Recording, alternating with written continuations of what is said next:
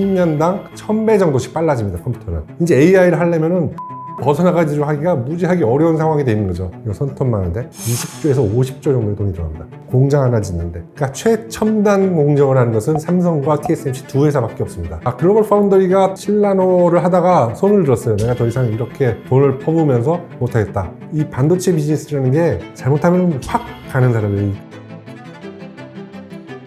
예, 안녕하십니까. 인하대학교 신소재공학과 최리노라고 합니다. 미국에서 유학을 하고 반도체 컨소시엄인 세마텍에서 근무를 하고 반도체 CMOS, 좀 이따 말씀드리겠지만 이제 로직 공정의 소자를 연구하다가 한국에 들어와서 지금 교수를 하고 있습니다. 반도체라는 것은 부품입니다. 부품. 제가 만약에 타이어를 설명하는데 고무로 만들어졌고 안에 공기가 들어가 있으면 바깥에 철사로 이루어졌다. 이렇게 얘기하면 아무것도 안 떠오르잖아요. 타이어를 설명하려면 자동차를 얘기해야 됩니다. 자동차에 충격을 막아주는 것이 들어가야 되는 거죠. 마찬가지로 반도체도 부품이다 보니까 반도체만 갖고 설명을 하면 안 돼요. 반도체가 세계에서 가장 큰 산업이 됐는데 왜 그렇게 됐느냐? 그것이 쓰인 제품이 굉장히 크게 쓰였기 때문입니다. 어느 제품이냐? 모든 전자제품에 다 들어가지 않느냐? 이것이 아니고 반도체가 세계 최고의 산업이 된 것은 이것이 컴퓨팅하는 제품들에 들어갔기 때문입니다. 컴퓨터, 그리고 지금 현재는 모바일 폰들도 있었고 요즘에 하는 AI들도 이러한 사람들이 하는 연산을 대신해 줄 수 있는 컴퓨팅 시스템에 반도체가 들어갔기 때문에 반도체 산업이 이렇게 커질 수가 있었던 거죠. 조금 더 구체적으로 말씀드리면은 이제 폰 노이만 구조로 이루어진 컴퓨팅 시스템에 제일 먼저 쓰이기 시작했습니다. 그래서 폰 노이만이라는 사람이 제일 처음에 컴퓨터를 만들 때 어떻게 만들지 잘 모르겠으니까 CPU로 연산하고 그 다음에 이 전체를 컨트롤하는 것을 하고 그 다음에 메모리를 달아서 여기서 프로그램을 갖다 놓고 갖다 쓰고 또 여기서 나오는 데이터를 CPU에서 나오는 데이터를 저장하자. 이렇게 하고 인풋 아웃풋을 매치한 게 이제 폰 노이만 아키텍처라는 겁니다. 그 폰 노이만 아키텍처가 이제 제한되고 거기에 의해서 모든 컴퓨팅 시스템들이 만들어졌거든요. 그것이 바로 반도체 산업이 그대로 됐습니다. CPU를 만들었던 게 이제 로직 산업, 그다음에 시스템 반도체가 된 것이고 메모리가 메모리 산업이 된 것이죠. 로직을 만들었던 회사들, CPU를 만들었던 회사들 가장 잘 아시겠지만 인텔, 그리고 AMD 이런 회사들이 있었던 것이고 메모리를 만드는 회사들은 삼성, SK하이닉스, 이게 D램이었으니까요. 그다음에 마이크론. 근데 이제 로직을 만들던 회사가 분화가 되기 시작합니다. CPU라는 시장은 크지만 옛날에 피처폰 같은 거 만들던 시장은 작단 말이죠. 그런 작던 걸 만들던 회사들도 공장을 만들어가지고 이 제품을 만들려다 보니까 돈이 너무 많이 들어가요. 그러니까 이걸 내가 대신 만들어주겠다라고 한 산업이 생겼고 그게 파운드리라는 산업이죠. 그걸 했던 사람은 이제 모리스 창이 대만에서 TSMC를 만든 것이죠. 그러면서 그래 그러면 나는 공장할 필요 없네. 나는 설계만 할게 해서 설계하는 회사들이 쭉 생겼죠. 그것이 이제 팹리스라고 부르는 인비디아니 AMD는 자체 팹을 갖고 있는데 팹을 버렸습니다. 던져버리고 팹리스가 돼버리죠. 그리고 모토로라도 마찬가지로 그렇게 되고 이런 식으로 그 제조와 설계가 분화가 되면서 팹리스 시장과 이제 파운드리 시장으로 바뀌게 되는 거죠. 메모리 산업은 이 설계라는 것이 굉장히 비슷합니다. 비슷하기 때문에 그게 분화가 이루어지고 같이 만들죠. 설계라는 회사에서 칩을 같이 만들죠. 메모리는 아파트를 짓는다고 생각하면 돼요. 좀 다르긴 하지만 그래도 대충 비슷하잖아요. 근데 이 로직 반도체는 다른 건물들을 짓는다고 생각하면 돼요. 단독주택이 될 수도 있고 창고가 될 수도 있고 공장이 될 수도 있고 이건 설계하는 게 중요하겠죠. 만들어주는 회사가 따로 있고 설계하는 회사가 따로 있고 이렇게 해서 왜 발전하게 됐냐면 컴퓨터가 계속 빨라져야 되기 때문에 컴퓨터가 빨라지기 위해서는 소자들이 그걸 갖다 계산해주는 소자들이 빨라져야 됩니다. 점점점 빨라져야 됩니다. 옛날에 컴퓨터를 만들었을 때 처음에는 반도체로 만들지는 않았어요. 진공관 소자로 제일 처음에 만들었죠. 반도체 소자가 나오고 그 반도체 소자를 한 판에 여러 개를 만들 수 있는 집적 소자가 나오면서 이제 무어의 법칙이라는 게 나오죠. 소자를 작게 만들어가지고 더 많이 집어넣는다. 더 중요한 것은 소자를 작게 만들면 더 빨라집니다. 그러니까 이 소자가 빨라지다 보니까 이 계산하는, 연산하는 게 빨라지면서 인류가 엄청나게 발전하게 되는 거죠. 그러면서 반도체 산업도 같이 커지게 되는 거죠. 반도체 산업이 중요한 산업이고 가장 큰 산업이 된 것은 바로 이렇게 컴퓨팅 시스템에 들어간 것이었고 컴퓨팅 시스템에 들어가서 집적 회로가 나오면서 이걸 스케일 다운하면은 이것이 다 좋아집니다. 속도도 빨라지고 더 많은 소자를, 더 많은 스위치를 넣을 수가 있고 더 많은 소자를 집어넣을 수가 있고 전기도 덜 먹게 됩니다. 그러다 보니까 점점점 좋은 부품이 나오다 보니까 처음에는 엄청나게 큰 건물에서 썼던 컴퓨터가 내 책상 위에 올라오는 데스크탑이 됐고 내가 들고 다니면서 쓸 수 있는 노트북이 되고 스마트폰도 나올 수가 있는 것이고 이게 다 반도체가 발전하면서 그 제품들이 같이 발전되는 선순환 구조가 완성되는 겁니다. 전기차에도 반도체가 들어가죠. 거기 이제 전력 반도체든지 제어를 하기 위한 반도체가 들어가는데 이런 것들이 반도체라는 이름을 가지고 있어서 그렇지, 물론 이것도 중요한 반도체긴 하지만 반도체 산업을 키운 것은 컴퓨팅, 연산입니다. 자동차 반도체가 부족하다. 부족한 이유는 왜냐하면은 자동차 반도체는 큰 돈이 안 됐습니다. 그러다 보니까 비싼 공정이 아니고 싼 공정으로 만들었는데 그 싼 공정에 갑자기 캐파가 부족하면서 생산이 딸리게 됐죠.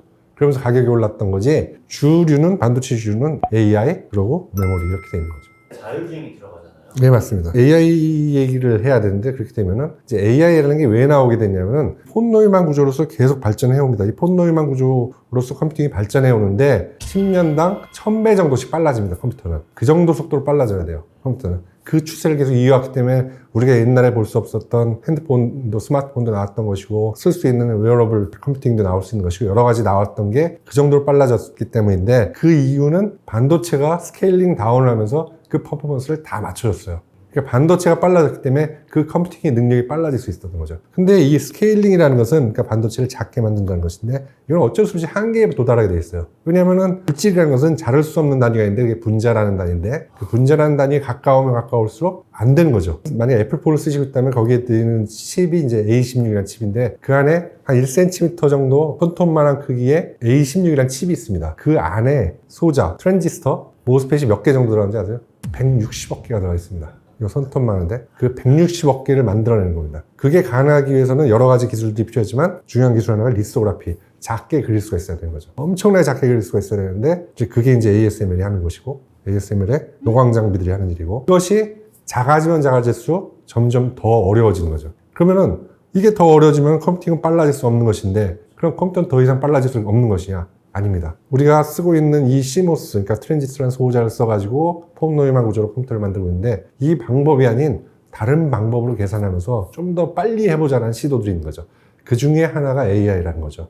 폼노이만 구조로 하는 것이 아니고, CPU와 메모리로 구성된 이런 것이 아니고, 딥러닝이라고 해가지고 히든 레이어들을 숨겨가지고 거기에 들어가는 인풋 값에 의해서 여기에 가중치를 갖다가 바꿔가면서 결과를 나오게 하는 것이 바로 이 딥러닝이라는 것인데, 딥러닝 같은 AI를 통해 가지고 폰노이만이 하는 것 중에서 느린 부분들이 있거든요. 지각이라든지 개인지 고양인지를 구별해내는 것, 아니면 뭐 판단, 그러니까 바둑을 둘 때 판단 같은 것들, 뭐 이런 것들은 학습을 통한 방식이 훨씬 더 빠르게 할 수 있습니다. 뉴런급 컴퓨팅이 그 대안으로서 나오는 것이고, 그것이 꽤 크게 성공을 거두고 쓰이고 있는 것이죠. 근데 아까 말씀드린 자동차에도 자율주행차가 되면은 AI 방식, 그러니까 딥러닝 방식을 이용해가지고 사람을 구별한다든지 아니면 가는 길을 갖다 정한다든지 이런 데 쓸 수 있는 반도체가 나오게 되는 거죠. 폰노이만 구조에 써오던 그런 반도체를 갖다가 이 AI를 구성하고 있습니다. 그러니까 우리가 옛날에 컴퓨터를 사용할 때 이제 GPU라는 것을 갖다가 이제 그래픽을 처리하기 위해서 썼는데, 그 병렬 연산은 굉장히 특화되어 있는 거예요. 그러니까 쉬운 연산이지만 굉장히 많은 연산을 동시에 할 수 있는데 특화된 칩이거든요. 근데 AI가 딱 그런 식의 계산을 하면서 가중치를 바꿔주는 거거든요. 그래서 그 칩을 갖다가 놓고 메모리를 붙여가지고 가중치를 바꿔가면서 AI 학습을 시키고 판단을 하게끔 만드는 것이죠. 그러다 보니까 이제 물론 전용 칩이라고 해서 나오긴 하지만 구조 자체는 거기서 갖고 온 거거든요. 그리고 CMOS를 이용하고 있고, 이제 그렇게 해서 발전해 나가고 있고, 근데 이 시장은 정말로 크죠. 챗GPT라고 하는 제너러티브 AI가 나오면서 더욱더 학습시켜야 할 것들이 엄청나게 분량이 되는 거죠. 그러니까 이 시장은 엄청나게 커질 수밖에 없는 시장이죠. AI도 마찬가지예요. 그걸 갖다 구현할 수 있는 하드웨어들이 있어줘야지 그게 의미가 있는 알고리즘이 되는 것이지, 그걸 구현할 수 있는 하드웨어가 없다면 이거는 그냥 공사일 수밖에 없잖아요. 엔비디아가 가지고 있는 인프라스트럭처라든지 쿠다를 이용한 인프라스트럭처라든지 엔비디아의 BGPU 같은 어떤 하드웨어들은 굉장히 특화되어 있고 잘 되어 있거든요. 근데 그것들이 AI를 가능하게 해준 거니까 당연히 그 회사는 중요한 회사일 수밖에 없죠. 많은 분들 잘 아시겠지만 엔비디아라는 회사는 원래 GPU를 만든 회사였죠. 젠슨 황이 만들어가지고 이제 컴퓨터를 쓰다 보면 이제 컴퓨터의 복잡한 연산이나 컨트롤은 CPU가 맡아서 합니다. 근데 얘를 갖다가 이제 그래픽 처리를 해가지고 무슨 3D 그래픽이라든지 이런 것들은 굉장히 단순한 일이거든요. 근데 이런 단순한 일을 갖다 CPU한테 시키면은 이 복잡한 일을 해야 하는 기계를 가지고 얘를 하는 게 참 닭 잡는데 큰 칼을 쓰는 격이죠. 그러니까 그런 GPU라는 걸 만들어서 그런 작은 계산들을 갖다가 열심히 할 수 있는 애를 만든 거죠. 병렬적으로. 근데 그게 시대가 바뀌면서 AI라는 알고리즘이 나오면서 얘가 그 용도로 딱 맞게 되는 거죠. 근데 엔비디아가 잘했던 게 뭐냐면은 모든 엔비디아에서 만든 프로덕트, 물론 엔비디아가 이제 AMD랑 경쟁회사였고 엔비디아의 하드웨어가 훌륭해가지고 AMD를 제치고 한 80%까지 올라간 상황이었지만 이 엔비디아의 모든 하드웨어에 CUDA라는 소프트웨어, 그러니까 프로그래밍을 할 수 있는 플랫폼이라고 생각합니다. 그걸 다 쓸 수 있게끔 만들어 놨었어요. 근데 그러다 보니까 AI가 나왔는데 AI 하던 사람들은 그 CUDA라는 시스템을 이용해가지고 계속 프로그래밍을 할 수밖에 없었죠. 그러다 보니까 이제 AI를 하려면은 CUDA를 벗어나가지고 하기가 무지하게 어려운 상황이 되는 거죠. 그러니까 누구나 다 어쩔 수 없이 AI라는 얘기가 나오면은 엔비디아를 쓸 수밖에 없게 되는 상황이 되버렸죠. 그러니까 요즘에 H백 같은 경우에 5천만 원 가까이 되는 돈인데 칩 하나에 그래도 어쩔 수 없이 갖다가 쓸 수밖에 없는 게 엔비디아의 하드웨어, 훌륭한 하드웨어와 받쳐주는 CUDA라는 플랫폼이 아주 잘 갖춰져 있기 때문에 그렇게 쓸 수밖에 없겠는 상황을 만들었죠. 그걸 잡아보겠다고 이제 AMD가 나섰죠. AMD가 자기네도 이제 인공지능 칩을 만들어가지고, 그리고 이제 CUDA를 대체할 수 있는 소프트웨어 체제들, 플랫폼들도 만들고 있는 중이고, 하지만 아무튼 당분간은 엔비디아가 그런 식으로 독주할 수밖에 없는 상황이죠. 인텔이 2000년대 중반까지 독보적인 1위고 전설의 회사였죠. 너무 1위를 오래 하다 보니까 몇 가지 실책을 했죠. 테크놀로지, 기술적인 부분에서도 실책을 했었고, 물론 이 반도체 역사에서는 굉장히 대단한 회사입니다. 직접 공정을 만든 로버트 노이스가 거기서 있었고, 고든 무어도 있었고, 무어의 법칙에. 그래서 인텔이 하던 걸 모든 회사들이 다 따라하던 시기가 있었어요. 그러다 보니까 너무 오랜 기간 1등을 하다 보니까 앞선 기술을 빨리 도입해야겠다는 생각 때문에 기술적인 실수를 몇 가지 합니다. 2000년대 중반에 들면서 파운더리와 팹리스 모델이 분리가 되는데 인텔은 트래디셔널하게 IDM, 인테그레이티드 디바이스 메이커로서, 매니팩처러로서 우리가 설계해서 우리가 만든다 했죠. 근데 TSMC가 굉장히 잘 치고 나오면서 TSMC가 AMD 쪽에서도 칩 설계가 많이 좋아지면서 순위가 막 흔들리는 그런 상황이 발생했죠. 그래서 인텔이 어느 정도 지금 몰락한 상황이라고 볼 수 있죠. 87년도에 TSMC를 처음에 모리스 창이 만들었을 때 환영을 했습니다. 그러니까 작은 시장을 가졌던 반도체 기업들이 공장까지 끌고 다니기는 투자비가 너무 많이 들기 때문에 굉장히 부담스러운 상황이었는데 모리스 창이 그러면 그것들을 갖고 와, 내가 다 만들어줄게 하면서 대만의 파운드를 만드는 바람에 굉장히 많은 회사들이 팹을 던지고 또 팹리스 회사라는 것들이 만들어지기 시작했죠. AMD니 모토로라니 이런 회사들은 이제 프리스케일인데 자기네들이 가진 팹을 던져버리고 AMD가 던지는 팹비 글로벌 파운드리라는 파운드리 회사가 되죠. 나는 설계만 할게. 애플도 마찬가지로 설계만 하죠. 퀄컴도 나오고 엔비디아도 나오고 이런 것들이 다 만들어지게끔 한 게 바로 이 TSMC의 파운드리라는 모델이 만들어졌기 때문입니다. 이게 성공적이지는 않았어요. 크게 성공적이지는 않았어요. 처음에 TSMC가 만들어져서는 굉장히 고생을 많이 했죠. 경험도 부족했고 기술적으로 부족했기 때문에 잘 만들어주지 못해가지고 꽤나 오랜 고생을 하다가 90년대 중반 후반 들면서 이 모델이 활짝 꽃을 피게 된 거죠. 어떤 설계를 해서 가져오던 TSMC는 다 만들어주는 회사입니다. 엔비디아가 설계를 하고 TSMC가 만드는 거죠. AMD가 설계를 하고 TSMC가 만들고. 삼성도 삼성 파운드리가 있죠. 옛날에 애플도 했었고 이제 설계를 가져오면은 거기서 만들어가지고 고객에게 주는 걸 이제 파운드리 산업이라고 그러는 거죠. 기술 유출이나 이런 게 일어났어요. 반도체라는 게 워낙 공정이라는 게 엄청납니다. 그리고 제일 중요한 것은 반도체라는 것은 투자비가 엄청나게 들어가는 산업입니다. 지금 현재 EUV로 만드는 3나노미터 공정에 공장을 만든다. 그러면 얼마가 들어가야 되냐면 20조에서 50조 정도의 돈이 들어갑니다. 공장 하나 짓는데. 자, 그러면 이 기술을 유출해서 누가 가져가려면은 20조에서 50조를 갖다가 던져가지고 공장을 지을 생각이 있어서 가져가겠죠. 그렇게 쉽게 진입을 할 수 있는 시장은 아닙니다. 물론 기술 유출이라는 게 굉장히 중요하죠. TSMC의 기술이 삼성으로 갈 수도 있고, 삼성의 기술이 뭐 인텔로 갈 수도 있고, 이런 부분들이 중요한 거긴 하지만, 거대 장치 산업으로서의 어떤 그런 배리어는 갖추고 있는 산업이죠. 기술이라는 부분이 넘어간다는 것은 돈을 갖다가 굉장히 크게 세이브할 수 있는 부분이거든요. 그러다 보니까 그걸 못하게 하는 게 굉장히 중요하죠. 그러니까 삼성은 좀 특이한 기업인 게 이제 메모리 산업도 가지고 있고 파운드리도 가지고 있고 이제 시스템 설계도 가지고 있거든요. 이걸 모두 다 같이 하는 것이고 이제 TSMC와 비교되는 부분은 이 파운드리라는 부분이죠. 왜 비교가 되냐면 아까 말씀드린 대로 파운드리라는 비즈니스 모델이 나온 이후에 여러 군데에 파운드리가 생깁니다. AMD가 그만둔 글로벌 파운드리라는 회사도 있고 TSMC가 생기고 대만의 UMC라는 회사도 또 생겼으니까 그런 것도 있고 우리나라에서 뭐 동부도 있고 이런 파운드리 중에서 그러니까 최첨단 공정을 하는 것은 삼성과 TSMC 두 회사밖에 없습니다. 5나노니, 3나노니, 2나노니 최첨단 공정을 하는 것은 아까 말씀드린 대로 공장을 짓는데 엄청난 투자비가 들어갑니다. 그러니까 그걸 감당할 수 있는 회사만 첨단 공정을 해야겠죠. 그 회사는 딱 둘밖에 안 남은 거예요. TSMC와 삼성 둘만 있는 거죠. 글로벌 파운더리가 7나노를 하다가 손을 들었어요. 내가 더 이상 이렇게 돈을 퍼부으면서 못하겠다. 근데 첨단만 가지고 먹고 사는 건 아니거든요. 파운드리라는 산업은 첨단 말고도 24나노 갖고도 잘 먹고 잘 살고 있습니다. 22나노 갖고도 잘 먹고 잘 살고 있고, 뒤에 공정 가지고도 뭐 자동차 반도체 만들고 전력 반도체 만들고 먹고 살 수가 있어요. 그런 것들을 하겠다. 나는 더 이상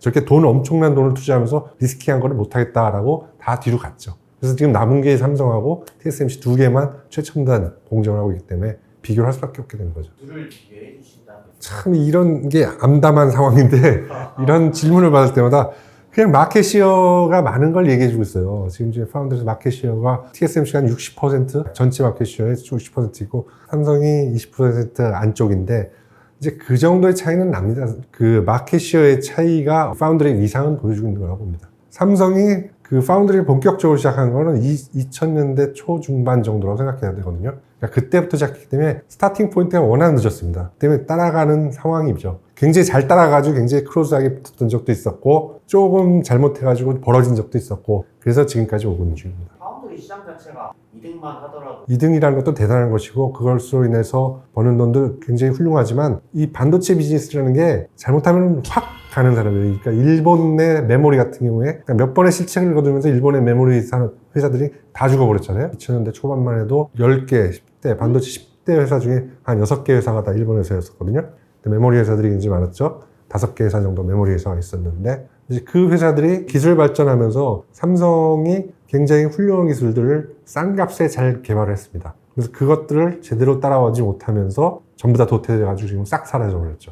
그것처럼 어떤 기술이 새로 나왔는데 그 기술의 원가라든지 이런 부분을 못 맞춘다. 그래가지고 경쟁력이 떨어진다. 그럼 굉장히 쉽게 도태될 수 있는 굉장히 무서운 산업이기도 하죠.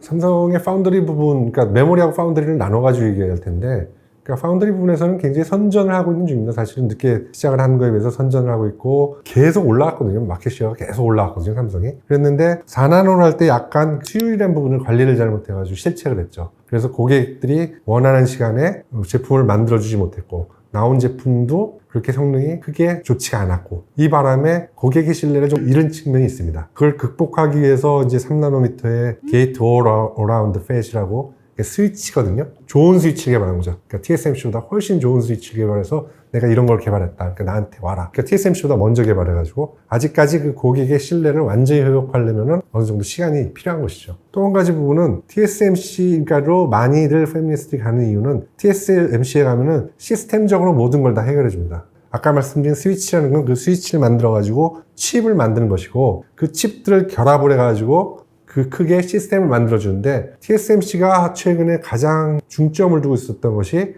어드밴스드 패키징. IT 산업과 반도체를 전체적으로 함께 볼 생각입니다. 왜냐하면 반도체는 IT 산업을 이루는 근간이고 핵심이 되기 때문에. 최근 서울에서는 물 들어왔을 때 노져야죠. 대형 평수 아파트 하나, 소형 하나, 한가 하나 바꾸도 돈이 남아.